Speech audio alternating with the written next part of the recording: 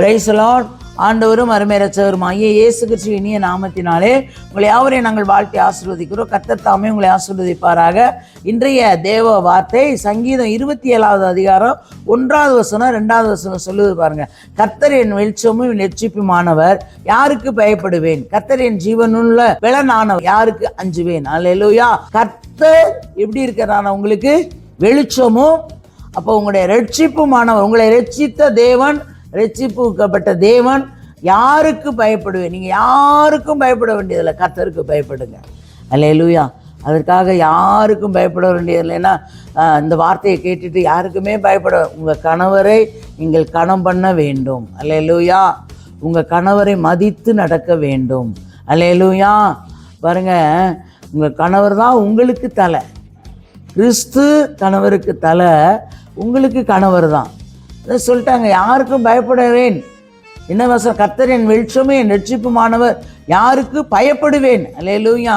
யாருக்கு நான் பயப்படுவேன்? முதல்ல கர்த்தருக்கு பயப்படுங்க. அடுத்து உங்களுடைய கணவரை கனம் பண்ண கற்றுக்கொள்ளுங்க. அல்லேலூயா. முதல்ல கர்த்தருக்கு பயப்படு. யாருக்கு பயப்படுவேன்? கர்த்தருக்கு பயப்படுங்க. என்ன பாருங்க, வாலிப பிள்ளைகளே, வாலிப வயதில் உங்கள் பெற்றோரை கனம் பண்ணுங்க.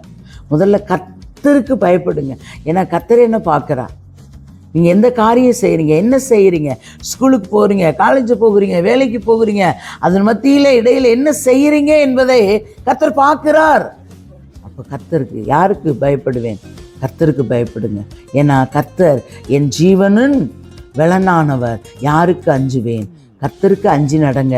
கர்த்தர் உங்களை கொண்டு பெரிய காரியம் செய்வார். என் சத்துருக்களுக்கு என் பகைவருமாகிய பொல்லாதவன் மாமிசத்தை பட்சிக்க என்னை நெருக்கையில் அவர்களே இடறி விழுந்தார்கள்.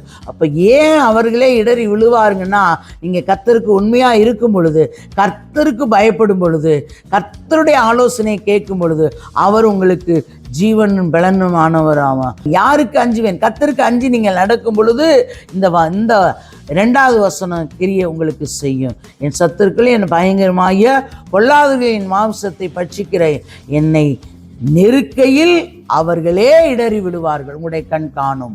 பொல்லாதவர்கள் இடறி விழ உங்களுடைய கண் காண வைப்பார். ஆனால் நீங்களோ நானோ எப்படி ஜெபிக்கக்கூடாது? எனக்கு விரோதமாக எழும்புறவர்களே என்ன பண்ணுங்க? அவங்கள எதையாவது பண்ணுங்க. இல்லை, அப்படி ஜெபிக்கக்கூடாது.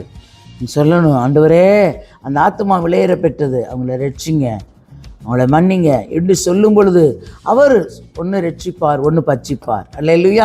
2 காரியத்தை கர்த்தர் செய்வார். நம்முடைய வாழ்க்கை அவர்களுக்காக பரிந்து பேசுகிற ஜெபம். மோசே பரிந்து பேசி ஜெபித்தது போல நாமும் பரிந்து பேசி ஜெபிக்க வேண்டும். அல்லேலூயா. ஜெபிக்கும் பொழுது கர்த்தர் அங்கே கிரியை செய்து நடத்துகிற தேவனாய் இருக்கிறார். தகப்பனே மை துதிக்கிறோம், சோத்திரங்க தாவே, சர்வ வல்லமையுள்ள தெய்வமே மை துதிக்கிறோம், சோத்திரம். நேற்றும் இன்று மாறாத நல்ல தகப்பனே, இந்த பரிசுத்தமுள்ள கரத்தில் ஒரு சேங்களை தாழ்த்தி உங்களுடைய பொறுப்பாத்தில் தருகிறோம். தேவன் பொறுப்பெடுங்க, ஆசீர்வதி. இயேசுவின் நாமத்தில் வேண்டுகிற ஜீவனுள்ள நல்ல பிதாவே. ஆமேன், ஆமேன்.